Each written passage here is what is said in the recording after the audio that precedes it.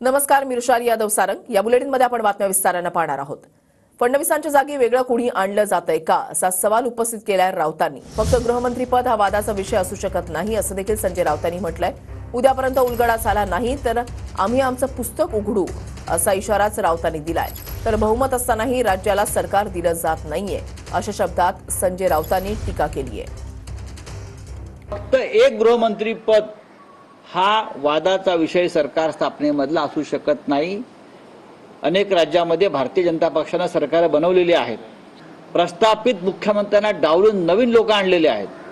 त्याच्यामुळे शिंदे कोण हा प्रश्न लोकांपुढे पडलेला आहे ना, की वेगळा काही आहे का, की फडणवीसांच्या जागी वेगळं कोणी आणलं जाते का, त्यासाठी थांबले का।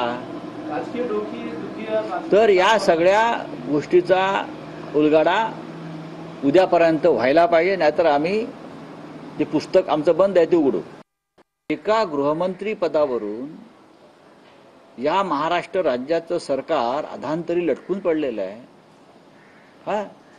हे कसले मजबूत लोक आहेत? मग कोण आहेत समोर तुमच्या? तुमचं स्वतःचं बहुमत आहे, तुमच्याकडे बहुमताचा आकडा स्वतःच आहे। तुमच्याबरोबर अजित पवार आहेत 40 लोक घेऊन। शिंदे गटाचे लोक आहेत नाहीत मला माहित नाहीत, भविष्यात काय करतील। पण बहुमत असतानाही 15 दिवस तुम्ही शपथ घेत नाही, राज्याला सरकार देत नाही।